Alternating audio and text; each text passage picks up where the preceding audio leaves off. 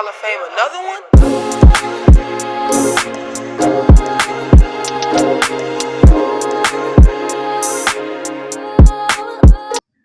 Hey everybody, this is the bench starters. This is Noel. This is James. Today we have a phenomenal guest today. Her name is Justina Knight. Justina, can you give the viewers like a little insight on your life?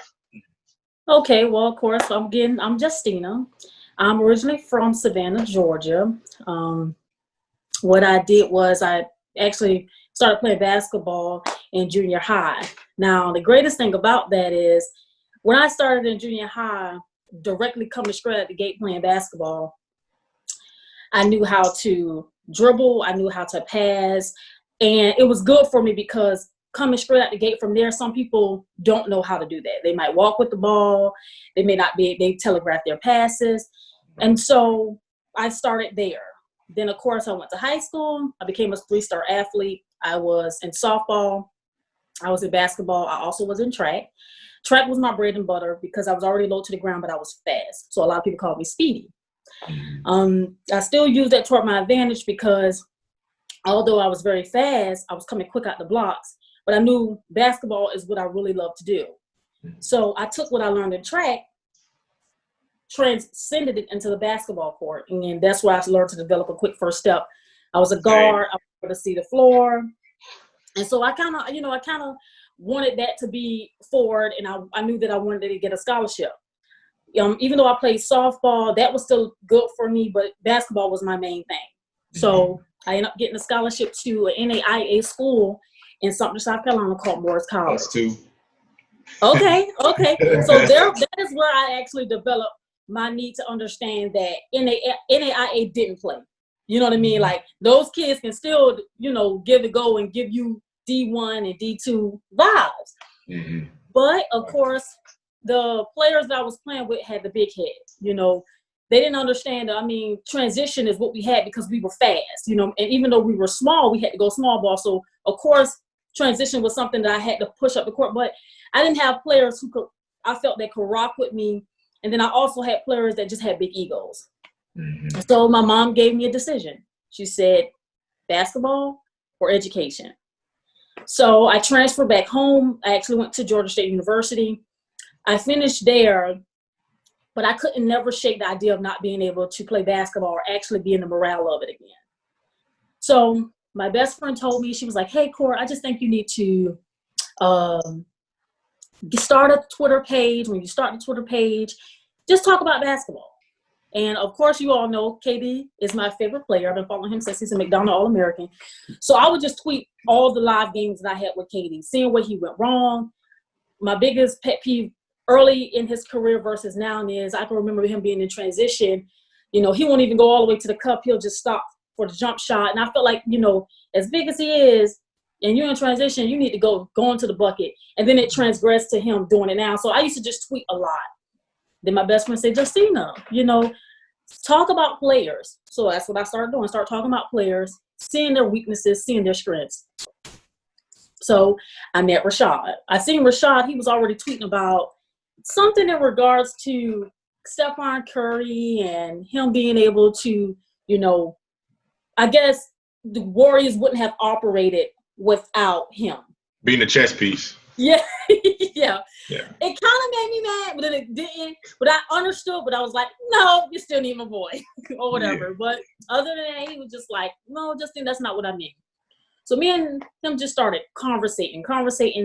And then he ended up doing this Runner Report camp in Atlanta. So I was like, I'm actually going to go out there, support the guy and everything. I go out there. We having tons and tons and tons of conversation. And then the two most guards that we were interested in was, of course, Cassius Winston out of Michigan State, and as well as Markel Johnson out of NC State. Well, I had loved Cassius because I had already been telling people, although Duke had a great team, that I felt that Michigan had the matureness of their game as well as body, the physicality of it to withstand Duke players, and of course they did win. So I'm still doing my evaluations. And then all of a sudden, Rashad calls me one day and he says, Tina, I would really want you to become a part of my, inner circle. I said, no problem. And then from there was been catch-22. I've been at every event, from Exeter to East Side. And of course, I'm at the live events and I'm evaluating talent all across the board. Mm-hmm. Mm-hmm. Wow. Like it's all born from a Twitter page. I'm telling you, Yeah. I think the first time we actually like communicated was like I think it's probably off Rashad's page, and I saw you like tweet. It was probably like 2 years ago. So basically, I clicked on your page. I'm like scrolling through all hoop stuff. I said, okay, but this is dope. So basically, like she'll say something, and I'm like, oh well, then let me tweet on them back. And hey, bro, I want to show this knowledge too. Then you know what I'm saying? So yeah, So kind of tell the world as far as your role as a talent evaluator. That's so for the camps that Rashad puts on, or really I guess for anybody. Like, do you freelance your work? Do you outsource? Or do you how do you operate? Well, particularly I'm detailed, so I go by eye, and I always tell people, don't get me wrong, I'm a little bit. I touch in and out of analytics, but I'm an eye. So even if I'm on Twitter, I might see 247, I might see Samad Hines, I might follow Prep Sleep in North Carolina, South Carolina, Georgia. I might see all these players that are being tweeted out. If they're in the area, especially in North Carolina, Georgia, South Carolina, Florida, I'm gonna get in my car and I'm gonna go. Okay. I'm gonna watch. I'm gonna go watch your game. Yeah. And 9 times out of 10, see, the greatest thing about Twitter and social media is you get to connect with coaches. So you have coaches that may say, "Hey, Tina, I have a kid. You might want to check him out." So I get in my car and I go. So I'll watch the first game. I look at the details. I see, okay, he's doing 1 dribble pull-ups. Beat this man. Let me see. And then the second game, I'm going to look for the same thing. I'm going to see how well you do, how well you limit your dribble, especially in transition. I'm going to keep watching those same things that make me in awe of you. Mm-hmm. Because then I know if you're constantly doing that on the repetitive basis, then you're going to continuously doing that. Okay. And so now I can actually see if you're doing this on a high school level, you're doing it, say for instance, you're a sophomore, you're going to do it your junior year, you're going to do it your senior year. Now is how you're going to be able to manipulate it in college, or if you go to college, or straight to the pros. So, and that's how I look at it. I look at all the details. But before I start to evaluate a kid, I must admit to this. I always say parents have a lot to do with their child's success. So, if I'm watching you from the stands, nobody's going to know that I'm there. I'm going to probably sit at the top. You have my notepad. I'm going to be writing and everything else like that. I'm going to watch how the kid is off the court. So I'm going to see how well he is with the coach. If he's attentive with the coach, even with his teammates, he may not have to be verbal with his teammates, but if he's being a leader, then I'm like, okay, I see this kid. But if I see parents up here telling the kid what to do, yelling at the kid and everything else, I'm like, this is going to take this kid's talent a long way. Because you have to look at it on talent skills. Because if he's listening to his parents, is he going to listen to his coach too? Is he going to, is he going to listen to his teammates? So I look at the outskirt of the player first. Then I go into his game, and then I figure out if I want to evaluate you. Okay. Yeah. I feel that. I like that angle just because I think in every aspect of life, how you were raised will determine how successful you actually are. Now, don't get me wrong, there's exceptions to every rule. Some people, there's outliers. Yeah, of course. People rise out of the ashes rose out of concrete type situation. But I do think how you were raised that has a huge effect on how successful you'll be in whatever arena that you're in, and especially basketball, because listening to the coach is a I'll say it's not a what's the term I'm looking for? It's not forgotten. It's not a skill that's forgotten, but I will say it seems like it's less and less as far as players these days. It seems like everybody has their own agenda, I guess. It's like it's all about me instead of basketball is a team sport. Like I need you to be successful. And so but yeah, I think the psychological part of it, how their body language, how they how they talk to coaches, how they interact with the other team. I think is a huge deal as well. So that's very key. I'm glad you touched on that. Mm-hmm. Yeah, that And, that's really and I don't go off of, somebody may tell me, Tina, this guy is number one. Like they're talking about Jalen Green or, and don't get me wrong, Jalen Green's a great player, has all the keys and everything else. And I don't take away from his game or whatever, but just because he's number one on your book doesn't mean he's number one on mine, And like I always tell people, we talk about dogs all the time. Well, he's going to bring the dog. Well, I'm looking for the wolf. Excuse me. Okay. And I'm Okay. looking for that. I'm looking Okay. for, because I know a couple of kids, especially watching them coming out of Georgia, especially because I'm from Georgia. I know a lot of kids that can actually take those spots at the top 10 and give you offense, but also give you better, which is defense. So I mean, I don't go off of what someone else going to tell me. Oh, you got to have him on your evaluator list, because if you don't, no. We don't roll. We don't. I go off my eyes. If you don't like it, you just don't like it. Mm-hmm. that's dope. I mean, you kind of just, I mean, like you said, there's nothing to knock about his talent, but you also might be the person that might push another kid, and other people will be like, oh man, like she has a great eye, but just because you had a great eye, that might elevate that kid, or he might get more. It's not about you creating a narrative, but it's like you're helping that kid out because you're telling his truth. You know what I'm saying? It's about telling the truth. About sometimes, I mean, it's funny because me and my little brother, we were just driving. So I was taking him back home from working out yesterday. He had practice and stuff. And so, we were listening to Gilbert Arenas' podcast with Kyrie Walker. And, like not every 15, like if you're in that 15, like top 15 in high school, it doesn't mean you're going to stick in the league. So my little brother's like, I don't think that's true. So I was like, let's go down the list, man. And I'm not knocking none of those guys' talents, but then you go down further in those lists, you see players like, dang, like he made it. Like, you know what I'm saying? He's 95. Like he made it. Like, yeah, because it isn't, because once you get to a certain level, it's about, like I tell my brothers, about sticking. You know what I'm saying? High school, it's about showing your talent. In college, you have to be able to, like you said, transition your talent to be in college, which is a system.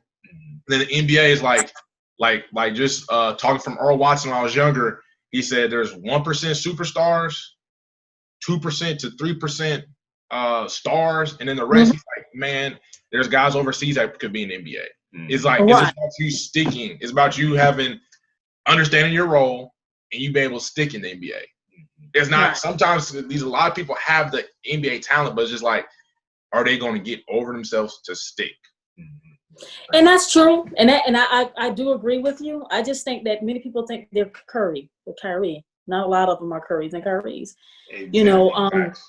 And that's one. And what people have to understand too with me was actually evaluate talent. I like to get this across, and I like to get it across so everybody understand this. I don't evaluate talent for my talent to go straight to the NBA. When I evaluate talent on high school. I evaluate talent on college level. But that does not mean that I'm evaluating you because I feel that you're going straight to the NBA. You can go to the G League, and you also can go pro. I like your game overall. It does not matter if you go to the NBA. That's not what I'm here for. So a part of me being able to actually evaluate talent is actually looking at the skill set and saying, hey, what can you do that will transcend at the next level for any college program to win? Simple as that. So I have a question. So when you find this specific kid to go watch his game, hers as well. When you see these kids, is there ever a time where you go to watch somebody specifically and then you see somebody else that you're like, all right, I'm interested? All the time. There's always the ranked kid, and there's always the ranked kid, or they're intriguing. But then you always get those diamonds in the rough that really make that team go. Like that other person might be the superstar. But you see this other person that's like doing all the little things, and you'll say, "Oh, they would definitely fit in a college program." So, like, how often does that happen for you? The first person that I had, it was just recently. was this guy by the name of Taurus Watson, played for Gray Academy in South Carolina. And I'm watching the kid play. I actually went to go see this guy by the name of Brandon. Brandon Gardner, if I'm not mistaken. And Brandon Gardner is a good player. I just think that the coach doesn't allow them to actually play through the kinks. If he continue to let them play through the kinks, they'll be okay. But every time they make a mistake, you pull them out.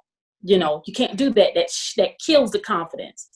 So I'm watching Brandon Gardner. I like the way he plays. I like how aggressive he is. But then there's this dog that's just jumping out the roof. I mean, this player, he's jumping out the roof, y'all.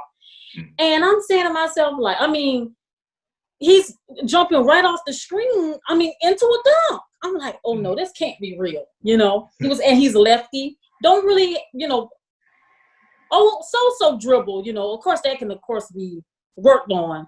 But he had all the other mechanics to make up for it. You know what I mean? He had the shot. He had the ability to be crafty around the rim. Also got his players involved, especially going to the post. He didn't get too deep down there to where he couldn't still create for others. So when I seen Taurus, and of course I have Taurus on my Twitter page, I was like, no, this kid can actually play. So he actually committed to Central Carolina. He's going to be playing there, just like I guess, I'm trying to figure out what type of school it is, because I don't think it's like post-grad. So he's going to play there. And of course, I'm going to be watching him this year as well. And he's down in Florida, so that makes it even better because now I can look at him, and of course, Shaw can look at him too, which Shaw loves him too. So now we get to see the post-grad before he even decides to commit, if he decides to go to college and straight into the pro. So that's one of them that I did, that I really did enjoy. Another person, this is actually back then with Colin Sexton when he was at Pebblebrook. They had another guy by the name of Xavier, if I'm not mistaken. He was number 4. I still can't remember his name because I don't even know where he plays at now. But he was actually second in line to under Colin Sexton. And then, he was a wolf too. Of course, I love Colin Sexton because there are a lot of people thought he wasn't going to. Yeah. Listen now. But a lot of people count him out on Twitter. I've seen a lot of people on Twitter, this guy can't open his eyes. I'm telling you. Yeah, all right. He can continuously develop in the NBA. He's going to be unstoppable. He already averaging 20. He's averaging 20, so in the league. Hey, he can't open. Hey, he's scoring efficiently. So hey, if you can't open your eyes, you're doing it efficiently. So I'd rather keep your eyes closed or whatever. Like they most definitely are tripping on that one. Mm-hmm. Well, let me ask you this question. One of the things I did want to speak to you in regards to training is, I know why I enjoy actually speaking on this with you was because I want to see that you weren't in the, oh, you're my bro. Like he didn't get to his 12th grade year. He got a scholarship for University of Michigan or University of Kansas, since you are from there. And now all of a sudden he's bro. What made you start developing kids? Man, my first year I went to Missouri Valley NIA school. I hurt my knee. I didn't really enjoy myself there. And I think I was in a really bad place mentally because it's not how you expect your college, season to start off. Because I hurt my knee my senior year too, so I was like, oh man. So I actually so I started learning from my mentor, Coach Collins, and then he was on one of our episodes. But so like I just asked him, hey, can I come around? Because he was actually training me. Like, he never knew me, but then I took one of the freshmen when I was a senior to practice all the time. So I just used to be around and just to hang around and just like sit in practice, just trying to absorb the game. So one day I was like, hey, do you think I can coach with you? And he's like, yeah, like I want to teach you the ropes though. Like I want you to teach you how to talk to kids, how to, it isn't about, isn't about, for one, it's not always about finding the best kid, but it's also just trying to like, inspiring the kid, those affirmations to kids. So it was this little kid that you always probably see on my Twitter now. The name's Robert Rose. He plays at KCK. And, he just reminded me of myself. And, one day he came up to coach and he was like, I don't think I can come no more because my grandma not going to pick me up. So I was like, well, where do you live at, man? And he's like, so he lives like 5 minutes away from me. So I was like, well, if you ask your grandma, I'll take you home after practice. So that was like for a year. And then like in 8th grade, I'm telling you, he was not good. We joke about it all the time. My man was buns. Like he was a bun. But one day he takes me like, hey James, I want to be great at this. So I'm still trying to find a school to play at and stuff like that. So I had a couple schools and it stuff had happened and like coaches have moved. And I'm like, okay. So I told him like, okay, this is what we're gonna do. You have to call me at 5 o'clock in the morning. Mm-hmm. 5 o'clock, because I work out at 6. So if you call me at 5:30, you're probably gonna doze back off. You're gonna do whatever. So like, if you don't call me at 5 o'clock, I'm not picking you up. This little dude called me at 4:45. Like, yeah, I'm ready to go. So pick him up. We go run hills. He always talks about, because he's like, man, you can't soft from these kids, but like, so like, he used to do like the stuff that I did. So he used to run probably, and then that's why I'm probably, it's not softer, but it's probably just like going to school. I understand like, yes, a lot of stress on a young person's body. But then he just anything I did, he did it. So we'll be in the gym for like hours on end. And his first year in Vegas, he led. So this is when he started getting better. He led 15U in scoring. He at the Bigfoot tournament at the Bigfoot in Vegas. Okay. Off with literally only in his game, and like I tell people, like when you develop a talent, it's about developing like 3 months. I do stuff quarterly, so like 3 months you should look different. So that he was like, I mean, our biggest thing was Reggie Miller, Richard Hamilton, right? So he's coming off of floppy sets. You get 2 dribbles, pass, transition threes, and you just 19 points a game off of transition threes, floppy sets, pump fake, close on reading the closeout, and then the next year he became more of a point guard. So this is like, so basically when I started training, it literally just became from me working out with a kid who wanted to be great.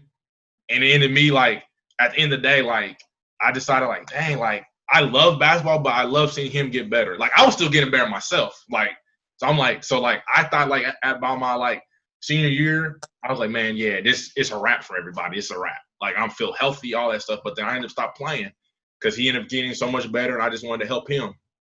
So, every year we just took it to another step. So like the year he had to be a point guard. So we worked on a lot of ball handling, making reads, reading the floppy sets, reading screener rolls, understanding where people's supposed to be, throwing people open.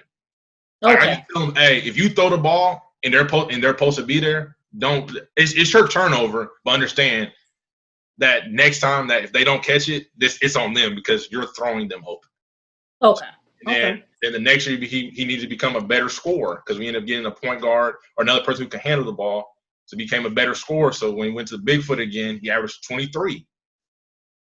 So it was just, saying like he's from certain other circumstances that has happened, different coaches and stuff in high school, he probably didn't get the chance that he thought he deserved. So he went to prep school and then, ran it up at prep school. He can score the ball, he can pass the ball. So him as a player, he's like the most complete player that you can be. Now we're working on, back shooting the 3-ball, catch and shoot, stuff like that. And he still does. So he goes in, works out by himself because, I told him like at 20, like if you want to be a leaguer, he always says to me like, well, hey, when I make it to the league, bro, you're just going to live in my basement. And no, dog. I got to help the next kid. I got to help the next kid. But he understands what to do. Like he understands the footwork. He understands. And I think that's the biggest thing. Oh, well, I mean, is when like I teach kids, it starts from the smallest point of like running correctly. Yeah. When we're doing layups, like there's no such thing as like a wrong layup. You know what I'm saying? But I also want them wrong foot layups. Yeah, but I don't. But if you're not trying to do it, you know what I'm saying? If that's just like right now, that's what your motor mechanics have you doing. I want to fix that. So when you do understand, like, okay, I'm gonna do this goofy finish, why I'm doing it, right? Not just because this is what my body has me doing right now, because I'm not coordinated as that. Exactly. So so that's when I started training because of Rob, really. Okay. And another thing is I have this conversation on Twitter all the time. We have an abundance of combo guards, stretch bigs. And we wings, that can pretty much do everything. Do you see the NBA transitioning back to specialized players, meaning players who can actually operate in the post, true point guards? Do you see us reversing back that phase, or do you see that we will still have an overflow of combo guard, stretch bigs, and complex wings? It's crazy because I actually texted Rashad this. Like I asked him that question. I'm like, how long do you think this game lasts? And he said 15 years. So for me, it's like 15 years. It's not a long time. That's just one generational talent. You know what I'm saying? Right. So, like there's one LeBron James. So there's one. You know what I'm saying? A Trey Young or one Luka. Like once that's over, then it's the next phase. But I do feel like just watching the game, I think there is going to be a team. I mean, right now we're seeing like the Nuggets playing this huge lineup. I haven't, to be honest, I haven't got to watch any of the scrimmages because I don't really care about the scrimmages. I'm ready for the actual games. But like they're playing really, really big basketball right now. Right. Off of because they have to right now. But the NBA, they got a lot of players who are trying to stop the Warriors. Like they really try to. So everything's switching right now. Everything is shooting a lot of threes, a lot of small ball fours, like so I think there will be teams that will try to counter that. So like if you have a small ball four, maybe we will start having bigger fours. Like Bobo, even though he plays a three, but like he's huge. Like, right. So I think there will be teams that will counteract it, but until like there's I think it's just really right now, like if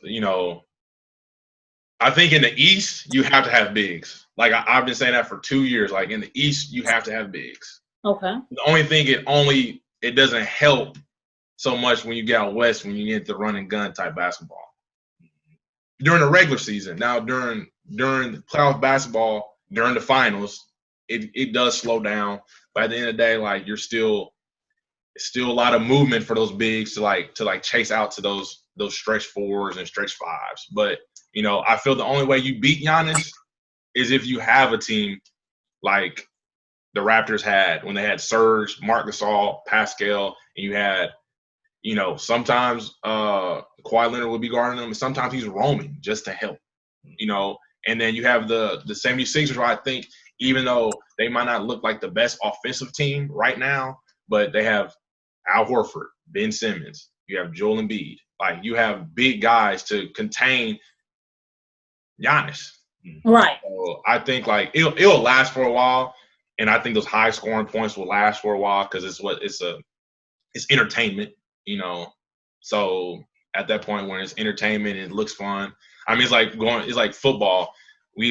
I'm not a football person, but I sure love watching Patrick Mahomes though. I mean I'm from Kansas City, so I love watching Patrick Mahomes, but also just because the game looks fun. Okay. So you said it's 15 years. You said it might be 15 years, give or take, or you might have. Shaw said that 15 years. Well, okay, so Shaw. So what do you think? Like, give me a range. I think it just. I think it just depends because like right now there's little kids looking at Trey Young, right? Right. So Trey Young's gonna play 15 years, so that might be a kid, might be in 8th grade, so that might be 5 years. So, but then there's for like instance, my little brother looks at Kawhi Leonard. So Kawhi Leonard's, I mean, he's 29. Yeah. So his career is probably like 6 more years. So for my little brother, if he makes it that far, you know what I'm saying, that might be a player, and then that means hopefully we get other bigs and how can I say it like. I think with summertime basketball, it takes away from bigs being really dominant. Right. Absolutely. So it's hard to develop post touch and turnaround hooks and stuff like that. That's more touch because, and now I always tell people like when you look at bigs, you can't look at bigs in the same spectrum as guards, especially point guards. Point guards have been touching the ball since they're probably little kids, like since they're probably first touching the basketball. For a big, you always teach them how to, rebound, put back up, you know what I'm saying? Just being a bigger kid. But, and sometimes when they're so big, like, DeAndre Ayton, he probably, like high school, he just made it look so easy. College, he made it look so easy. In the college, he's making it look so easy. Like, Right. I think now you're making it. Yeah, he's making it look pretty easy. Pretty easy. And why I asked you that was because you as a trainer, skills trainer, if you know that the league is going to eventually shift back, when do you start developing kids for that switch? And a lot of, and I'm saying this to you is because this is going to be the test of time for all trainers. Yep. Because it's going to change back. Because we're going to need them back. We're going to need the specialty players back.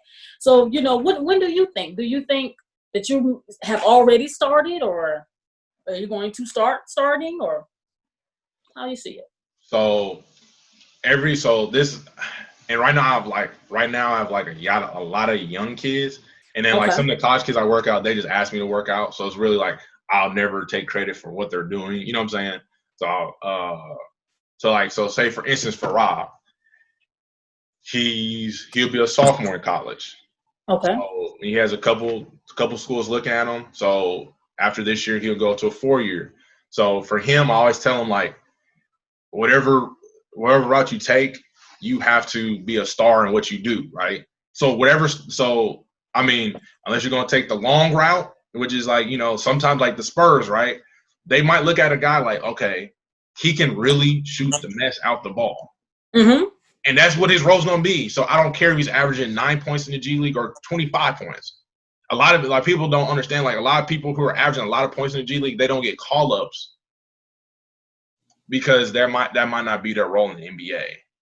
But like a guy like Duncan Robinson, who played a year in the G League or months in the G League, he gets called because he fits a certain niche. So for me, I for sure like tell Rob he has to defend, which he and as a junior college defensive player of the year. And work on corner threes, work on corner threes, work on corner threes, work on corner threes. I love that. You can shoot those corner threes about 46%. You have a good chance. Now, everything else, like you're just playing basketball. I love that. So if you're not a ball handler and you have to be a small ball four, you have to shoot the corner threes. You have to be able to spread the floor. You know, so. And see, that technique of what you're teaching him,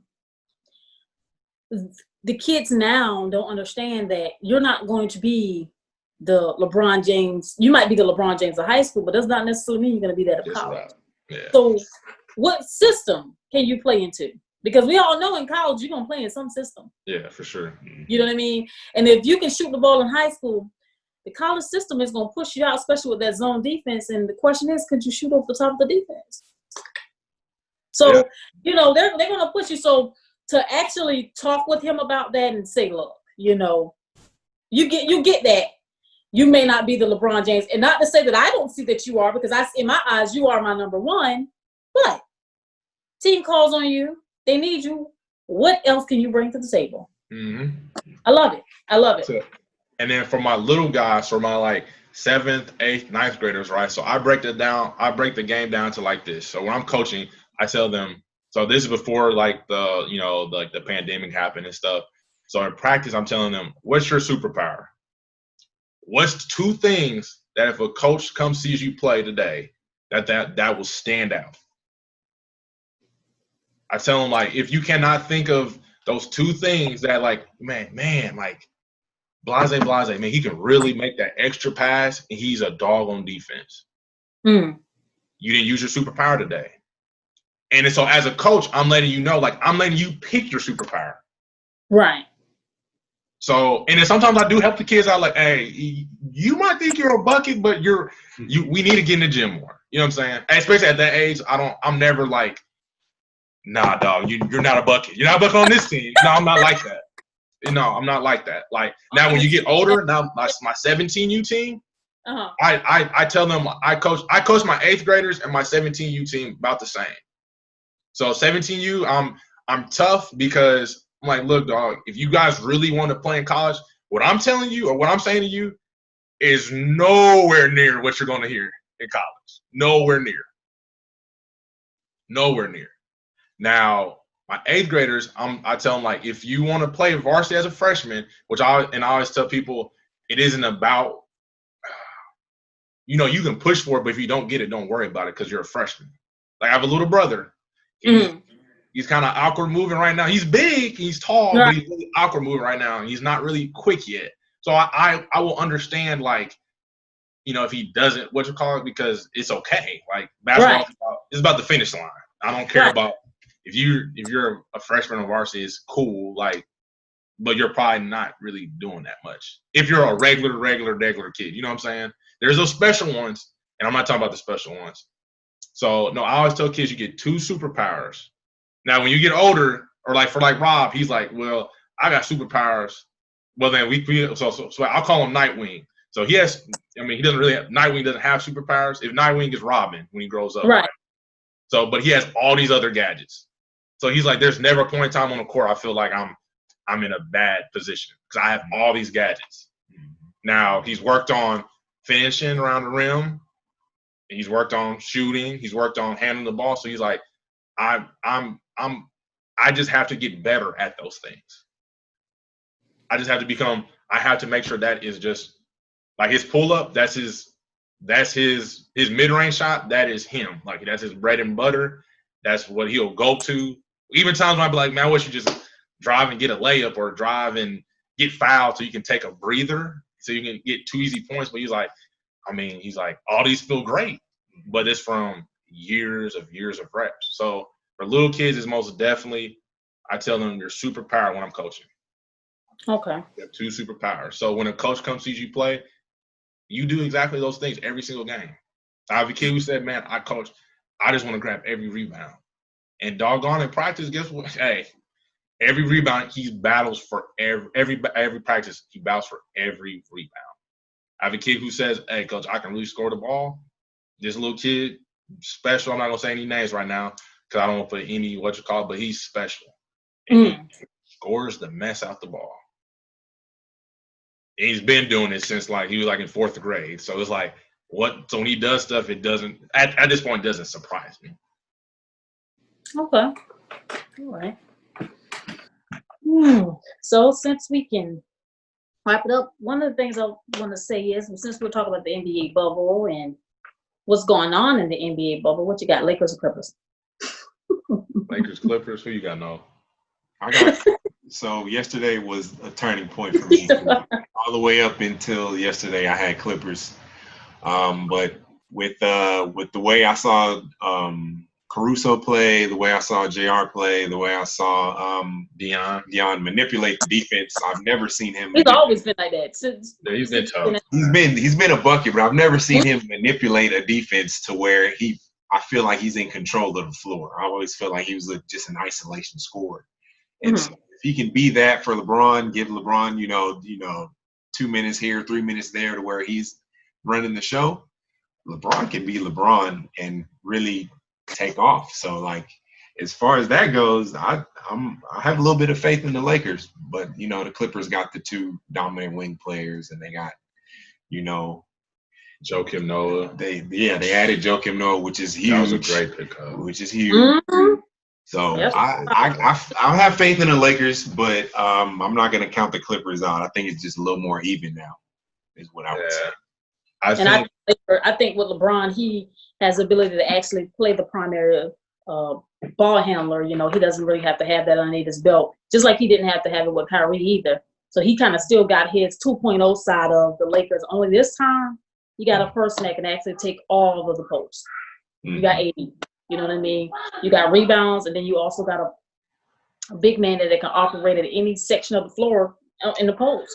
So, I mean, to be honest with you, they've got both the in and out game, and they got the transition because although LeBron is in his 17th year, he can run the floor like he's in the first year. Yeah, no, it's crazy how he get from one end of the floor to the other in 2 dribbles. You know what I mean? So I remember the very first time we were talking about Harrison Barnes had just entered the league. And Harrison Barnes? Harrison Barnes. He was not even starting LeBron. He said what made him get in shape one day is when he was in transition and LeBron chased him down. He was like, that's when I knew I had to get in shape. So I never count LeBron out. I haven't, especially when he came back from that 3-1 series with the Warriors. So I don't count him out at all. I just, like I told Max when I was on his show the other day, I told him, I said, I'm not looking for LeBron's legacy anymore. I'm not looking, he don't have anything to prove it to me anymore. I think because he gave the keys to AD, can AD lift them over the championship? Can he get them to the championship? And so that's who I'm looking for. I'm looking to see if AD can get those keys, put it in ignition, and actually drive those boys to a championship. Stay healthy enough for it too. Right. Right. I mean, we don't need nicks. We don't need those small injuries. We don't need a poke in the eye. Like, we don't need stuff like that when it comes to this playoff run. We need to carry the ship. I like Giannis. Don't get me wrong, I do. But it's just not enough to me. Moment they gave away Brogdon was another key factor. I like Bledsoe. Don't get me wrong. I love Chris. They should have kept Brogdon. Right. But Malcolm they have to understand the recognition he deserves, especially if this year's playing with the Pacers. You know what I mean? I think if they would have had Brogdon, it would have pushed them a step closer. And I still like George Hill and everything else like that, but I just can't see it right now. I like Giannis. Don't get me wrong. But if you take away the post for Giannis, what do Giannis have? And I mean, so like I'm also choosing the Lakers. Okay. You know, I think, but it's really slim. Like, you know what I'm saying? It is a tournament, you know, on how Kawhi's feeling, how Paul George is going. I know, I just think it's like a lot of scores, but I think the Lakers have people who are trying to like buy into. I'm not saying the Clippers aren't. Yeah, I'm not saying the Clippers aren't, but they have mad scores. Like, they have a lot of scores. So, and it's just like the thing, like, they're just going to have to just know that, you know, Kawhi Leonard and Paul George probably going to shoot 35 shots. And that's, you know, like, combined. Like, but we got to have that talk, too, and that's for another time. Can Paul George show up? Can he show up in the playoffs? I'm tired of hearing everything else. Can he show up in the playoffs? You know what I mean? Hey. Did it with Russ? You know what I mean? Did it with the Pacers? I mean, come on now. You know, I want to be able to see. It's not his shot that's bad to me. It's his shot selection that's bad. He shoots that wrong.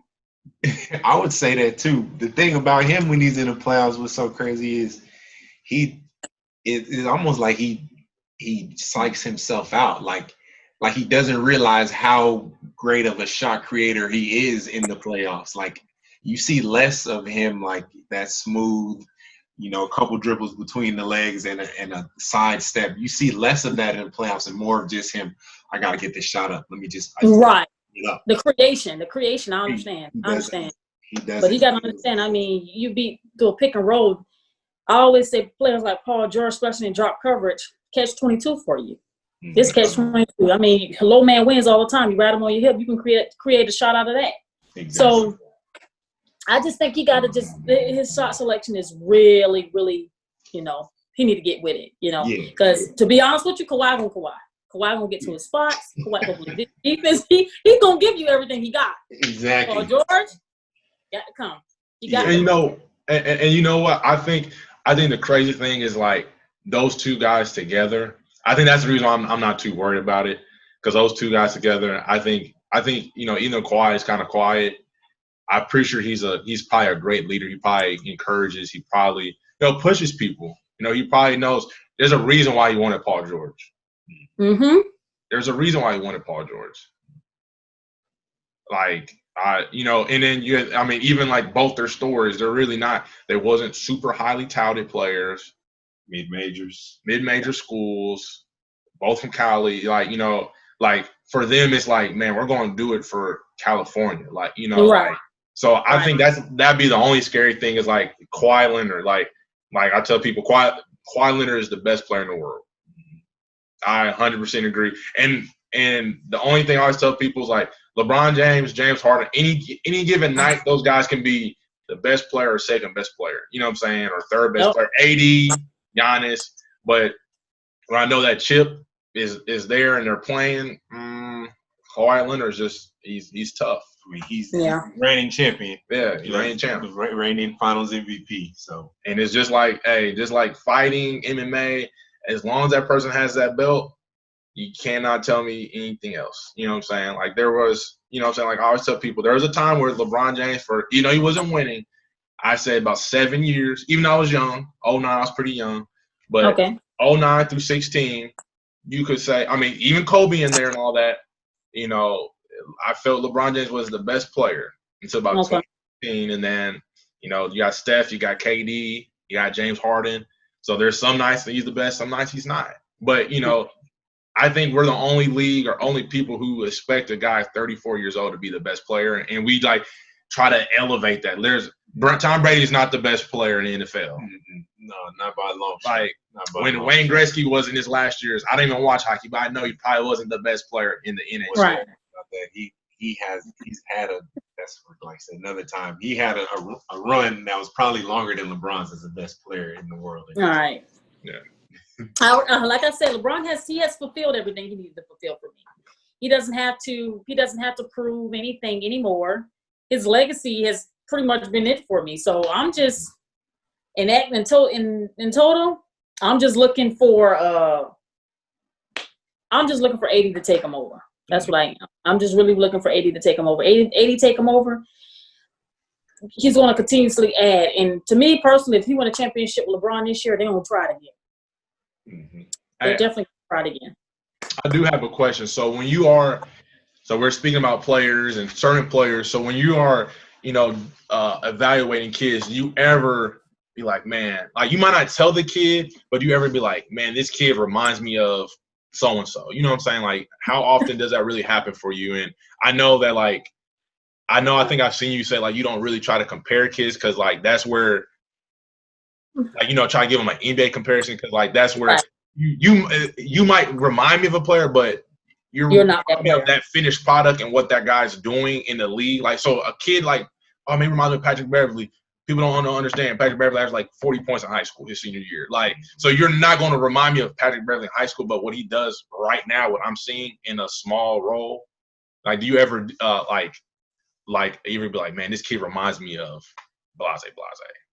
Now in high school, I don't do it at all. I don't even compare the game to the least bit of a professional player. In college, I do. So in college, if I see just some things in you that I like or whatever, I'm like, he does that a lot like, but I'm still not going to give you that comparison to say this is who you play like. So in high school, not at all, because these are kids, they're young. And so I just typically try to keep it at a par with them. But in college, I will. In college, I will keep it to myself enough. And then after that, I'll just kind of roll with it. But particularly only on the college level. High school and once to get pro, because pro, you already develop who you are. So high school, no. College, yes. I'll compare a bit. And I just kind of, because you got to think about it, when you're evaluating talent and it's going on a platform. So if I'm evaluating talent, I put it on Inner Circle's platform, you're going to have kids that actually look at it. And you're going to say, this is what this person thinks of me. And so, you know, if I hear so many people say, well, this kid plays like Paul George, and then I have so many people liking the post, then this kid might think, well, because he plays like Paul George, maybe he develop to say, well, let me just train and stuff like Paul George. No. Keep training how you train it. Keep playing how you play it. And then eventually, whatever your name is, it could be John Julie. Then you play like John Julie. Then make others play like John Julie. I know like our Zoom call might be like clicking out. So before it clicks out, we always ask our guests, what are your 3 favorite basketball players? Mm-hmm. And if it clicks out, then we'll have the outro and all that stuff. But what are your 3 favorite basketball players? My 3 favorite basketball players is Kevin Durant. I do like Devin Booker. I'm all about details, so I'm going to find the details. So Kevin Durant, Devin Booker. Let's see one more.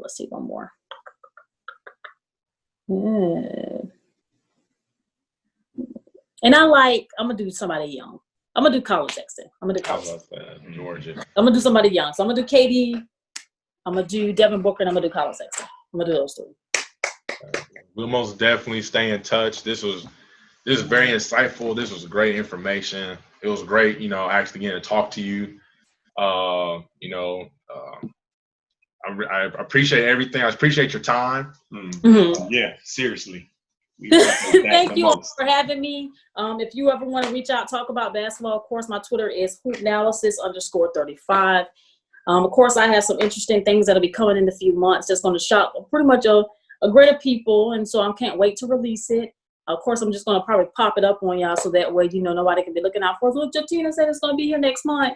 So, I'm going to pop it up on us, and everybody, just get ready for me to be able to actually explore a different platform with my evaluations for every level of basketball, as well as scouts, to be able to look and form their own opinion from it. So if you want to follow me, again, hoopanalysis_35, any questions, you can direct them there, and I'll be happy to answer.